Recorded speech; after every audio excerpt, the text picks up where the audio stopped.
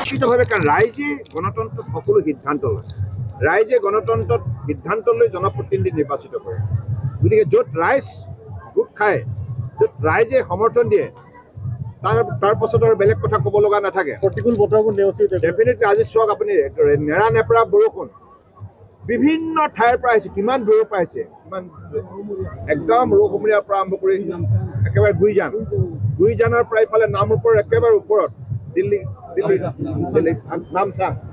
গতিকে মানে ইমান তেখেতসকলৰ একাগ্ৰতা কিমান তেখেতসকলৰ দৃঢ়তা আৰু তেখেতসকলে আজি প্ৰমাণ কৰিছে আৰু এই শ্ৰমিক ৰাইজ বিৰাট শক্তিশালী তেখেতসকলৰ মানৱ সম্পদ বিকাশ হ'লে নিশ্চিতভাৱে ভাৰত বিকাশ গতিকে সেই বিশ্বাসেৰে আমি আগন্তুক দিনত এই সমাজক আমি নিষ্ঠাৰে সেৱা কৰি যাম সমগ্ৰ অসমীয়া জাতি গঠন প্ৰক্ৰিয়াত চাহ শ্ৰমিক ৰাইজৰ যিটো উল্লেখযোগ্য অৱদান আছে সেই কথা আমি কোনোৱে পাহৰিব নোৱাৰোঁ বৃহত্তৰ অসমীয়া সমাজ শক্তিশালী কৰাৰ ক্ষেত্ৰত তেখেতসকলৰ যিখিনি অৱদান সেই অৱদান নিশ্চিতভাৱে সকলোৰে বাবে আদৰ্শ আৰু মই ভাবোঁ যে এনেধৰণে অসমীয়া সমাজখন আমি শক্তিশালী ৰূপত গঢ় দিব লাগিব বৰাক ব্ৰহ্মপুত্ৰ পাহাৰ ভৈয়াম একাকাৰ হৈ মোদী ডাঙৰীয়াৰ নেতৃত্বত আগন্তুক দিনত ভাৰতবৰ্ষক এখন শক্তিশালী উন্নত ৰাষ্ট্ৰ হিচাপে গঢ়ি তোলাৰ ক্ষেত্ৰত আমি এই যাত্ৰাত পিছত আপোনাক সুধিব বিচাৰিছোঁ আপুনি কিমান ভোটত জয়ী হ'ব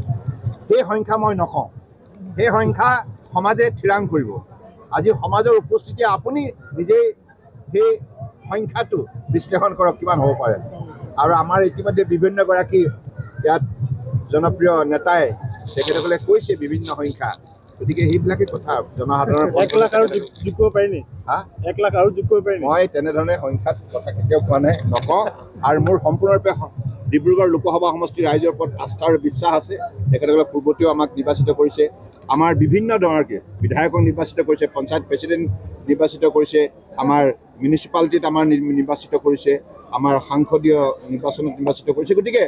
সমাজখনে আমাক আঁকোৱালি লৈছে সমাজৰ প্ৰতি আমি সদায় শ্ৰদ্ধাশীল হৈ থাকিম